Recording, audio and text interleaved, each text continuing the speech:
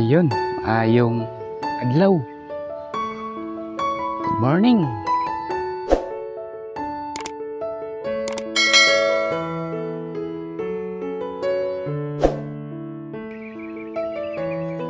Mayong buntag. Luzon, Visayas at Mindanao. Kung saan man talaga aabot tong video na to. So,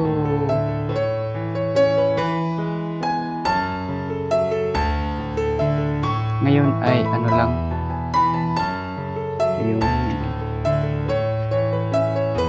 pinakita ko yung DIY ko lang ng gamit para pang vlog kasi nagpo-vlog naman ako lang nag-iisa, wala akong cameraman. So dito ay kung ano itong stick to DIY din, you know. Ito sa ano natago ito tagal na, galing ko pa sa ano sa pamangkin ko yung nag-aaral ngayon ng education, si Ate Tere, siya may-ari ito. Tapos ano yung dito yung holder ng phone holder sira na, tinago ko lang din sa bahay doon. So ito yung phone holder na to para sa camera na to, pinapa-order ko po ng kapatid ko sa Shopee. Oo, para magamit naman ito siya. So ngayon totoo naman talaga nagamit ko siya. Oh, so maganda pa naman, saka hindi masyado magastos kasi mura lang ang pagbili ko ng ano phone holder. Siyempre baguhan pa tayo sa pag-vlog, kailangan po tayong tipid-tipid kasi hirap na, gastos. Wala pa naman tayong ano sapat na halaga pambili ng mga gamit ano original. So mamit lang po tayo ng ano mga DIY. Oo, DIY lang muna. Tapos ang gamit ko na ano tripod, hindi ko to tripod ano siya, ano yung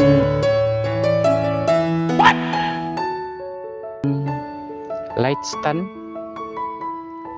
Noong ano nagde-drive ako kay ano sa amo ko doon sa Balulang, yung motor yung ano amo ko doon, driver ako nila 2012 yata yun hanggang 2014 nagde-drive ako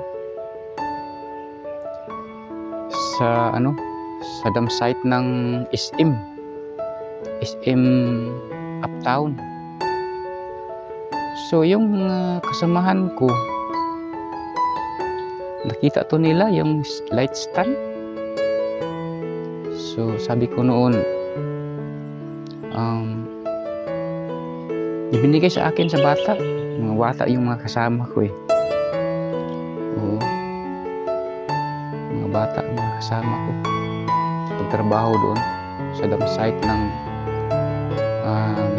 SM Uptown. Yung gamit ko na truck is Ungo. So ngayon nakita to nila yung light stand.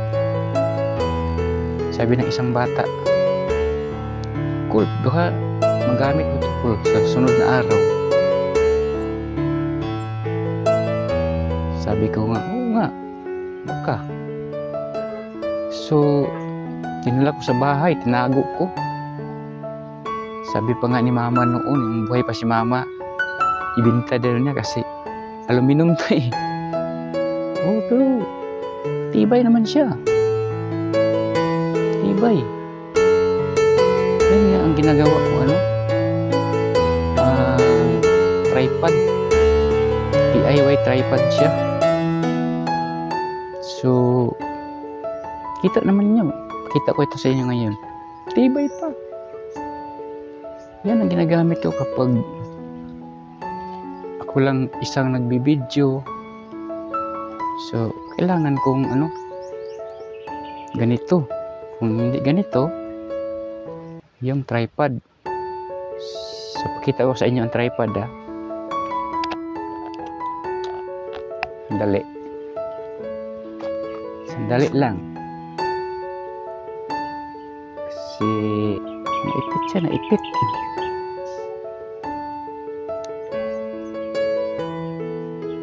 Yun, oh.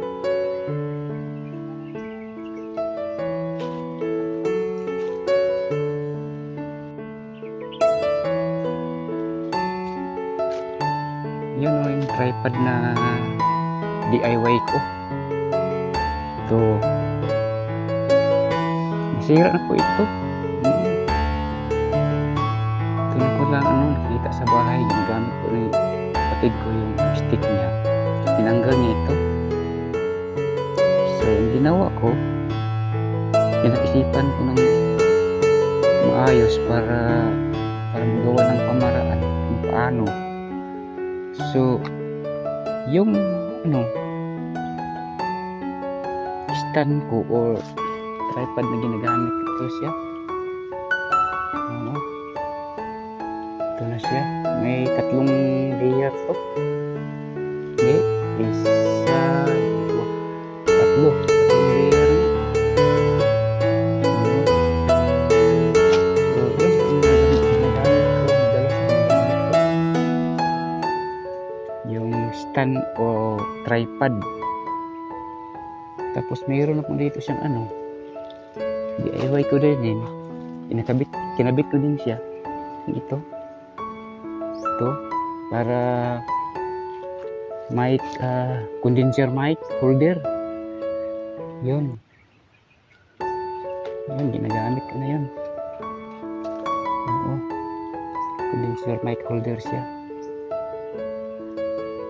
DIY lang po lahat ito. Yun, lock para pang ano. So, yan lang po ang ano, kaganapan ng video ko tungkol sa mga gamit ko sa pagbablog. Lahat is DIY eh. Siyempre mahirap tayo. Kailangan ano, kailangan gumamit tayo ng maigi ng ano, mga gamit. Tapos kailangan magsimula ng mura. Tapos hindi naman kinakailangan na mamahalin ang gamitin mo eh. Ano na, pwede ka na mag-vlogger kahit lang kasimula pa lang. Ano lang, mga gamit na ganun, mga DIY lang lahat.